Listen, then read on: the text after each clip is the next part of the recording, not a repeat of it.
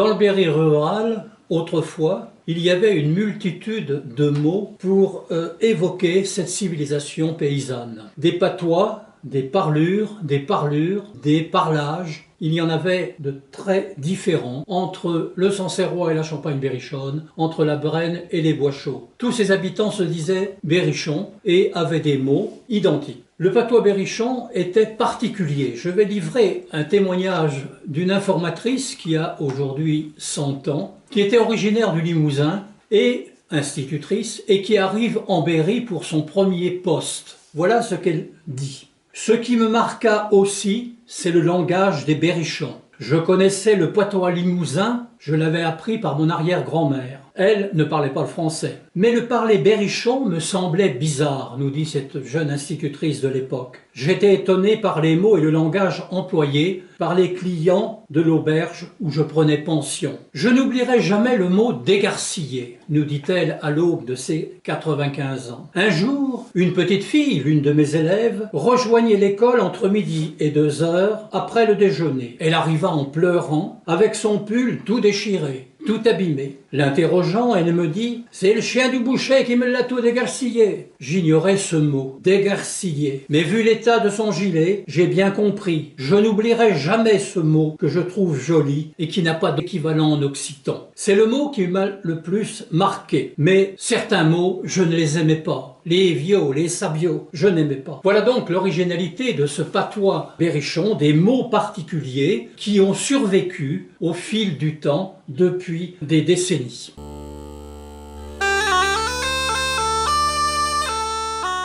Le Berry a la chance d'avoir un enregistrement très ancien, celui de 1913, effectué par le professeur linguiste Bruno lors d'une mission en Berry. Dans cette mission, il a enregistré une multitude de chanteurs, de brioleux, de musiciens et un certain nombre de femmes qui parlaient le patois. Et là, nous avons une source tout à fait exceptionnelle qui concerne le pays de Nohant.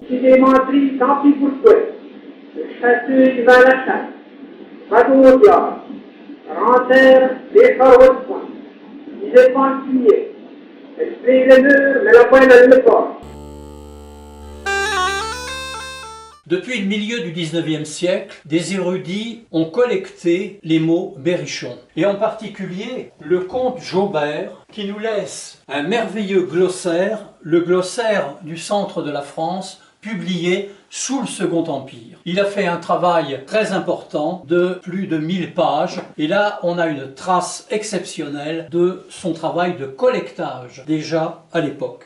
À partir de cette époque, une multitude de glossaires et de dictionnaires berrichons ont été publiés. Ils sont très importants et très nombreux puisque de George Sand à Lesnel de La Salle, il y a eu des collectages importants. Ne pas oublier que George Sand a recueilli un glossaire de plus de 500 mots qu'elle a entendus dans la région de Nohant. Les érudits folkloristes ont continué et jusque dans les années 1970, eh bien, des érudits locaux ont publié des ouvrages de collectage, patois et parlures du Bas-Berry par exemple, ou le glossaire du Bas-Berry, le patois berrichon. On a une multitude de documents qui nous permettent de connaître ce patois qui était tombé, qui commençait déjà à tomber en désuétude. Alors aujourd'hui, nous n'avons que des subsistances d'un vocabulaire qui a disparu. Un vocabulaire essentiellement rural qui désignait des actions, des mots tout à fait de la campagne. Dans ses romans champêtres, George Sand utilise une multitude de mots berrichons. Mais elle a aussi recueilli un glossaire de plus de 500 mots et je vais vous donner quelques-uns de ces termes recueillis par la dame de Nohant. Par exemple, Alauchan, les ailes en bois du moulin, l'Aumaille, les bêtes à cornes, la bijade, les baisers, Cafognio, le cabras, petite pièce de rangement, le chagnon, la nuque, cornucher, donner des coups de corne, dégalocher, enlever la boue ou la neige de ses sabots, de ses semelles, éberviger, étourdi, distrait, imberiaque, fou, extravagant, maniaque, hébété, jouillet, embrouillé, loubache, une loubache, un tic, marpio, lourdeau, meuriot, une petite provision de fruits mise de côté. Il y a encore certains de ces mots qui, dans les années 80-90, étaient utilisés dans notre Berry. Des orblutes, des éblouissements, treuiller, mettre bas pour la truie, verrouner, tourner autour, et une multitude, George Sand en a recueilli plus de 500. Plus d'un siècle après, une spécialiste, une grande linguiste, Pierrette Dubuisson, enquête dans la région centre et en particulier en Berry, et elle nous livre un travail exceptionnel, scientifique, sur le patois, à partir de ce qu'elle a recueilli sur le terrain, ici ou là, et elle a réalisé des cartes avec la transcription phonétique, c'est un ouvrage extrêmement précis, la description phonétique de tous ces termes, des termes ruraux, bien évidemment, des termes du patois. Et ainsi, avec ces cartes, on voit la différence sensible entre ce qui se dit dans le Sancerrois et ce qui pouvait se dire dans la Brenne. Donc, des travaux tout à fait importants. Après la Seconde Guerre mondiale, une multitude d'érudits vont collecter des glossaires dans leur région. Mais les groupes d'art et tradition populaire qui vont être créés à cette époque, eux aussi, vont faire un travail très important de recueil des derniers vestiges de ces parlers, de ces parlures paysannes. Par exemple, le groupe La Guérouée de Gâtine à Valençay a recueilli dans la région de Varennes, Chabris, Valençay, une multitude de mots employés par les ruraux auprès de nos informateurs. Ces informateurs ont transmis des termes, là encore, du milieu rural, des termes qu'ils pouvaient utiliser, des termes qu'ils avaient entendus auprès de leurs parents et que certaines générations pouvaient encore transmettre. Aujourd'hui, tous ces termes s'épuisent. Aujourd'hui, tous ces termes disparaissent peu à peu. Évidemment, la société actuelle n'est plus une société rurale. Et les mots berrichons traduisaient des éléments de la société rurale. Donc aujourd'hui, il n'y a pas de mot berrichon pour signifier le tracteur ou la moissonneuse-batteuse. Consciente du caractère éphémère de ce patrimoine oral, j'avais il y a quelques années décidé de faire un ouvrage pour les enfants, le patois berrichon expliqué aux enfants. C'est-à-dire, j'avais conçu une histoire particulière et chaque chapitre évoquait des faits de la vie paysanne. Le mouvement régionaliste est très important en Berry comme ailleurs. Un certain nombre de personnalités, d'érudits, de patoisans vont s'emparer des mots berrichons et ils vont composer qui des poèmes, qui des chansons pour transmettre ce parlage qu'ils entendaient encore quotidiennement. Parmi ceux-ci, on pourrait citer Jean Rameau, le célèbre cornemuseux de Bourges, qui, avec ses cartes postales illustrées, des quatrains en patois berrichon. On peut citer aussi Joseph Barbotin, dans une autre région, l'Argentonnais, et Joseph Barbotin, lui, transmettait des chansons parfois d'actualité, en patois berrichon, qu'il vendait sur des feuillets qui étaient distribués dans la région d'Argenton et qui étaient très nombreux à cette époque. À la fin du XIXe siècle, Joseph Barbotin, qui était né en 1847, a composé une multitude de chansons en patois de l'Argentonnais. Ce patois de l'Argentonnais était tout à fait caractéristique puisqu'il est au sud du Berry, proche de ce qu'on appelle le croissant linguistique. Et ces chansons ont eu un grand succès local. Lors de mes premières enquêtes ethnographiques dans les années 1970, j'ai entendu des personnes chanter des chansons de Barbotin. Et ayant poursuivi ce travail de collectage, encore à la fin des années 1990, j'avais rencontré de vieilles personnes, de vieilles dames, qui m'avaient chanté, par exemple, la foire d'Argenton. Cette foire d'Argenton, c'est un chapitre, c'est un monument pour de la chanson populaire paysanne dans cette région.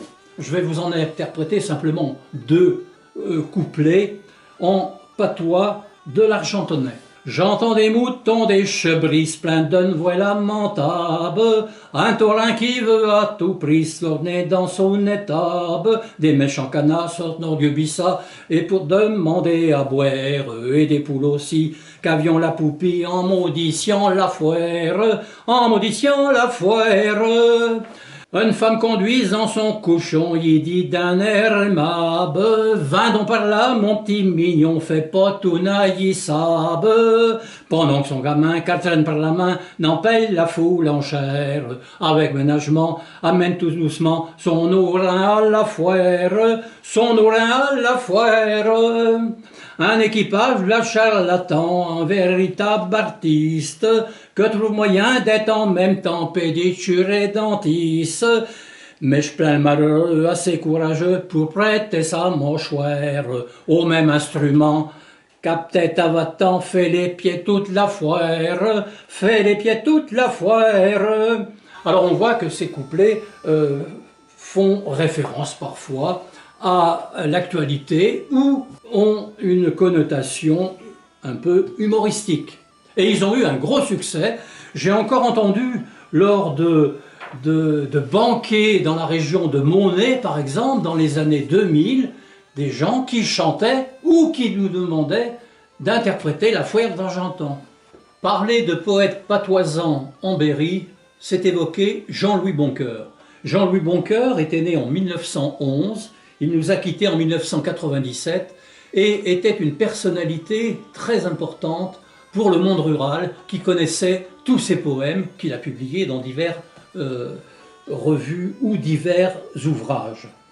Dans les années 60-70 du siècle passé, dans les banquets et les noces, il n'était pas rare que l'un des invités décline ses monologues pour le plus grand plaisir de l'assistance.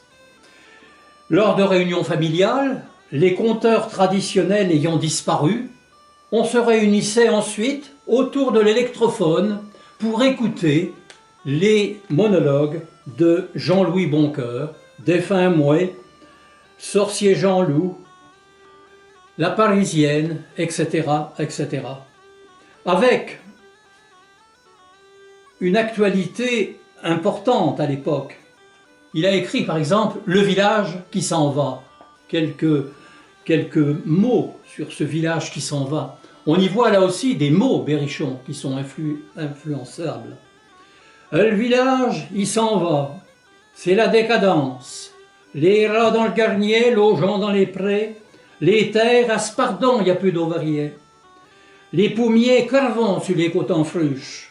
La fosse est terrie, et il y a bien longtemps que les abeilles avons exilé des ruches. Et que les échos aussi ont mangé les champs. Le sauvageon, il a repris le dessus dans les vignes. Il n'y a plus que les mognots pour cueillir le raisin. Il n'y a plus que les adjas pour manger les gignes. Les hérondes avons barré tous les chemins. Là aussi que les murs des maisons se brasent, que les rats s'acrasent, que les toits font le dos rond, que le chambras se pourrit, que les barrios se rouillent, que les portes, au vent, battant sur le gond. Le village, il s'en va. C'est le temps qu'elle l'emporte. Voilà ce genre de poème d'actualité sur la désertification du monde rural en patois berrichon qui avait été composé par Jean-Louis Boncoeur. Jean-Louis Boncoeur avait eu un gros succès par ses cartes postales avec des couplets en patois et puis ses ouvrages et ensuite ses disques.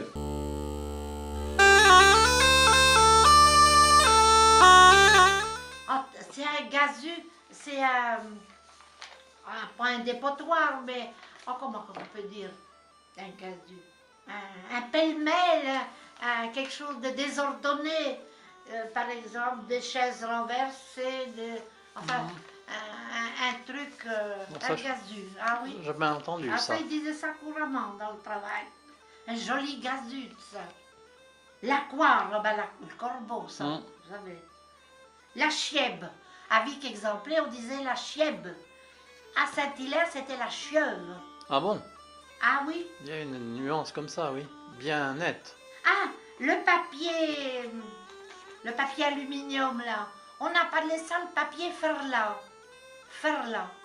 C'est un papier ferla. Tu vas prendre un bout de papier ferla. Ça n'existait pas le papier aluminium. Ben c'est dans le chocolat, par Ah exemple. oui. Oui. Oui, Ah, mais oui, enfin, oui, ça ah, oui. n'existait pas comme on le connaît Ah oui, oui, là. dans le chocolat, oui. Oui, Et ils appelaient Oui. ça le papier Farla. oui, autour des toffées, on dirait aujourd'hui. Mhm. Des Des caramels, bonbons, oui. Oui. Farlacé, non? Ben, ça venait de ça, sûrement. Aujourd'hui, le patois berrichon a pratiquement disparu. C'est un parler d'Oil que seuls les anciens évoquent par des mots. Hein. Il y a des mots qui ont été conservés. Aujourd'hui, certaines initiatives veulent redonner de la voix au parler berrichon. Et en particulier, les groupes d'art et tradition populaire, les groupes folkloriques, qui évoquent dans leur scénette, dans leur spectacle, ce patois. On a aussi des chercheurs du CNRS qui sont venus enregistrer les accents. Et puis ici ou là, je peux évoquer par exemple une école rurale qui a composé en berrichon un conte du patrimoine local. Le site Berry Province, sur la toile, évoque des informations sur le parler local. Alors des mots typiques, qui sont des mots de la campagne, survivent encore chez certaines jeunes générations qui vivent à la campagne, bien évidemment, et qui transmettent ce patois qui tombe en déliquescence. Je vais vous donner un certain nombre de ces mots qui sont encore d'usage aujourd'hui. On appelle un paysan qui travaille la terre un abogneux de crapio. Aminouné, ça veut dire traiter avec douceur. Le bricolin a aminouné la servante. Sareuiller, abadam à sareuil, c'est-à-dire ouvrir grand les yeux d'étonnement et d'admiration. La bassie, que l'on trouve dans les vieilles maisons, c'est une pierre à évier rudimentaire. Le bichon, les bichons, c'est les chevreaux, se prononcent avec un accent particulier, le che. Les bichons, et on disait aussi, oh, les chiens vallons bichounés, ils sont jolis, ce petit bichon.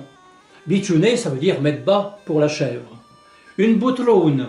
Une boutroune, c'est un grand récipient en paille de seigle, tressé avec de la ronce. La boutroune, on l'appelle bourrol dans d'autres régions du Berry, et dans le sud de l'Indre, par exemple, on l'appelle groubeuil. C'est-à-dire, ça désigne le même objet, mais avec des termes bien différents. Poutracé, choqué, troublé. Incamant, quelqu'un qui est incamant. Invalide, quelqu'un d'invalide. Le mindion, c'est évidemment la collation. Quand on était gamin, on allait faire le mindion chez les grands-parents, et à ce moment-là, on mangeait du fromage blanc au mindion.